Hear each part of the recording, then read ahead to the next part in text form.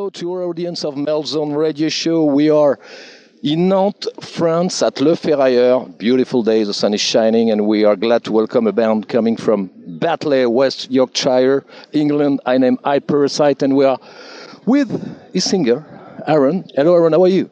I'm very well today, although, weirdly, for the first time in my life, I've started to get a sore throat. We've done quite a few gigs every single night, and I'm not used to that. It's been a long time, and I'm just starting to get an itchy, tickly throat.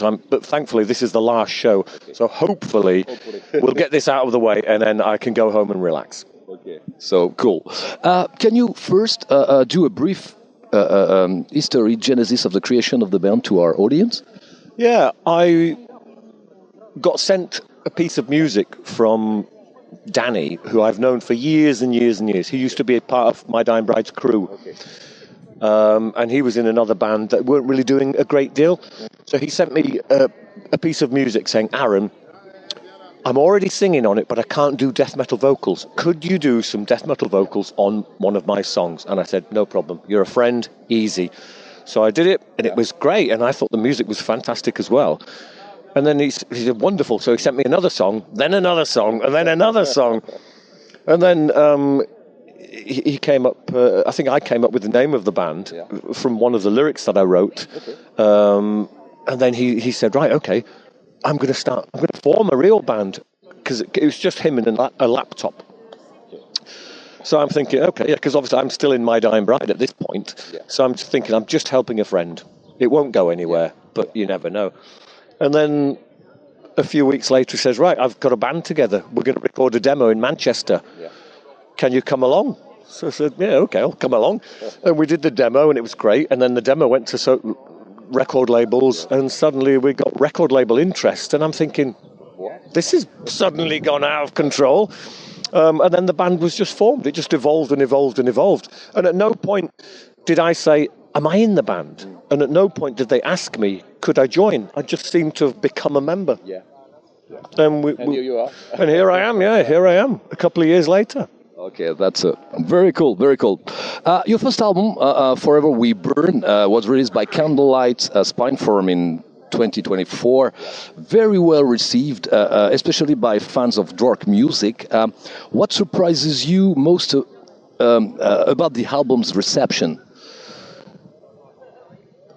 Well, because we're almost reinventing a genre that was popular 20 years ago.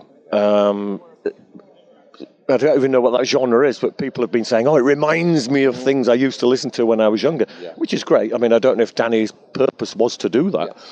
Yeah. And I think it's quite nice having a mix between the sort of gothic vocals, the screaming, the death metal vocals, and then him singing as well. Yeah. There's all kinds of vocal attacks coming all over the place. The songs are short and very catchy. The guitar lines are very catchy as well. Everything's a bloody earworm. And I'm so thrilled to be part of it. It's something I didn't expect I would be doing. Yeah. But I've really taken to it, and I feel reinvigorated with life. My love for music has been reignited, and I'm absolutely loving it. It's just, there's such catchy songs to sing, and performing them live is just a wonderful experience. And finally, after 35 years, I'm actually enjoying myself on stage, which is great. That's great. That's great, because it's a long time you're doing that, so you can, in a moment, say that.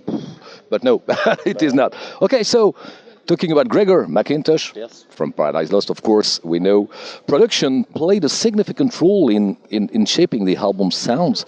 How did this collaboration unfold in the studio? Well, we've known Greg for years and years and years. I was at their rehearsals before they were called Paradise Lost. Okay. You know, we go back a long way. And then Danny is Greg's guitar tech. Okay. So every time Paradise Lost go on tour, he goes on tour with them. So we've known Greg for years and years and years. And he became very interested in this project. And I think Danny said, do you want to play a little bit of guitar? Yeah. And Greg's like, hell yeah! So, I mean, I don't know on the album which is Greg and which is Johnny. Okay. I haven't got a clue, and I don't care. It all sounds great. Danny really wanted Greg to produce the album as well. Okay. And I thought, that's fine. Greg's a lovely guy. Yeah. He's such a pleasant, polite gentleman to be around. So in the studio, he's firm but fair. If he doesn't like it, he'll say, "Can we do it again?" Yeah. And again, and again. It's like, oh God. But he's great, and I believe we're in pre-production for the second album now, and Greg is involved as well. And I believe Greg has written some guitar parts again. Nick Holmes is singing on the album. Okay. Yeah, so I believe the drums are recorded. Yeah. And then we got this tour to get out of the way, and I think I will start recording my vocals around Easter. Okay. Yeah. So, we're going to talk about the future. Yeah. So you released the single Drag Me Under this week. I assume you're talking about a little bit, this suggests a second album that is coming. So, can you tell us more about the creative and recording process for this second album that is going to come? Yeah, I mean, it's no different from any album I've done in the past. I know some people are looking very much forward to everything's digital now. Yeah. I still like to go to an old-fashioned studio. It's all I've known. I've never done anything in a small studio. I've always been lucky enough to do it in a proper studio. And I think we all quite like that. And we're shooting. We are recording at Chairworks, I think, in a place called Castleford in West Yorkshire. And it's just a lovely studio, lovely environment to be around. It has a whole kitchen area, relaxing area, so it's good to spend all day there. If you're in a studio that has no facilities, you hate it, and the recording is awful, and you can't wait to get home. But this is a great studio. And typically, with every album I've been involved with, the drums are done first. And then seemingly anyone else can join in, and the vocals are done more towards the end. But it seems I'm going to be doing vocals before the guitars, which is quite strange. Yeah. But someone tells me what to do, and I rock up and I do it. Simple as that. I don't interfere. I don't know who the engineer is. I don't care. I just love being part of it. Your voice, I found, I'm not the only one thinking that, oscillates between soft narration and powerful growls. How has your vocal approach evolved over the years, and what inspires you today in your singing? Do you know, I've been very lucky. When we first formed My Dying Bride, a long, long time ago, I was just with 3 other friends. They all could play instruments. I couldn't play anything, so I was obviously going to be the singer. I didn't even know how to sing. I just said, right, let's see how this goes. And it seemed to work very well. And over time, I thought, well, I've done the death metal thing. I want to try some clean vocals. And I love writing, and I realised that quite a lot of the death metal vocals, people couldn't understand what I was saying. And I was proud of my words, so I did some clean vocals so people could actually hear what I was doing. And because I like poetry as well, I do like narration. I like to talk on albums. And there's going to be more talking on the new High Parasite album as well. And I've now got to the point where people are asking me to read my poems live. I've done it in churches and stuff, and it's wonderful. I absolutely love it. Yeah, I love it. So that's just something I like doing. I think because I can't play an instrument, I'm making up for it by doing as many different vocal approaches as possible. But the voice is an instrument. No? But what do you think of that? Well, it's I don't know. I don't think it's just another way of making sound.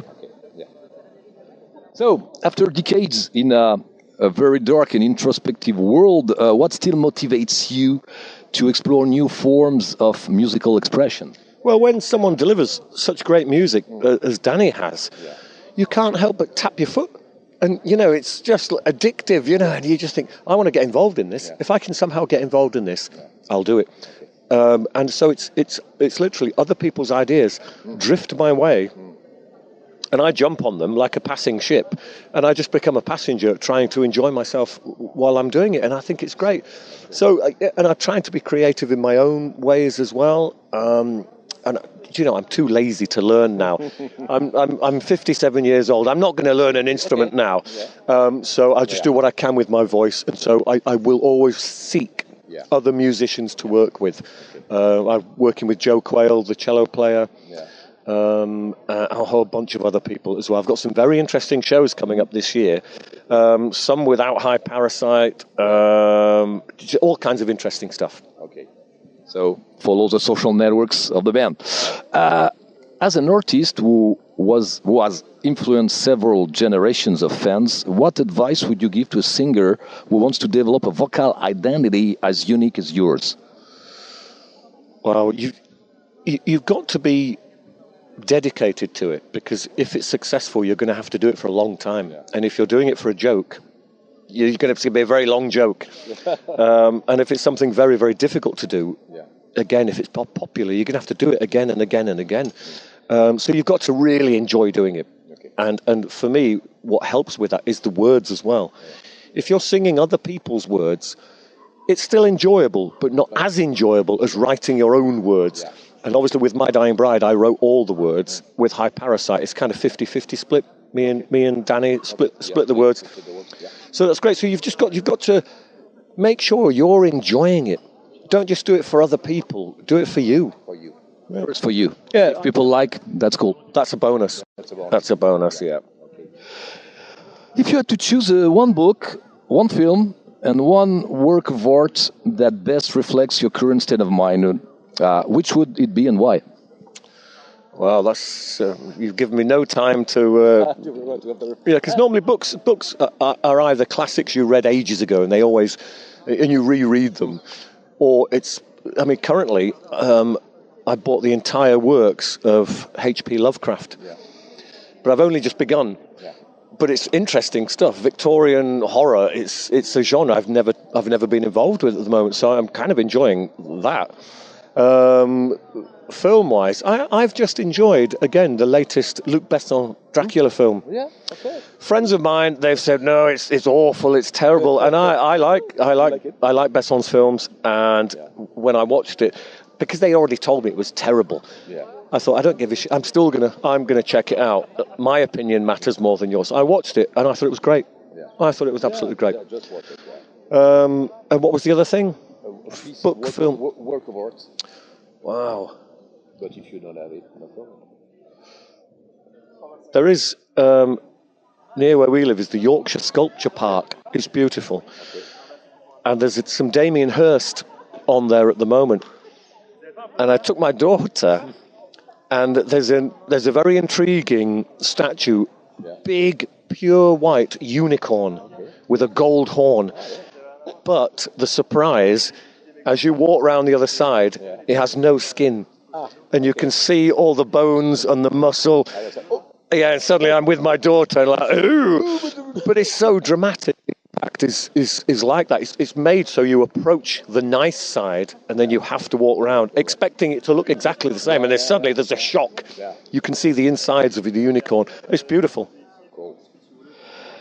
I want to have your opinion now about the technology and social networks that play nowadays and for many years now an essential role.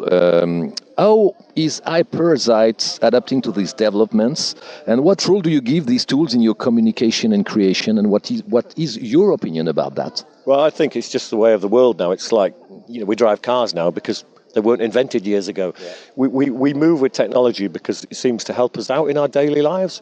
Not always, but occasionally. Yeah. And I think the whole social platforms now is I think it's quite good fun, actually. I'm not one of those who sits like that all day. I'm not bothered. Johnny in the band is our social guy. Yeah. He knows all about that stuff, and he's all over it all the time. He makes the reels every day. He films every single thing and compiles these reels that we release every single day on tour. Constant content seems to be a thing. It can be overwhelming. Yeah, I get it. But I don't know how it works. So all I do is Johnny creates it, and I just click share.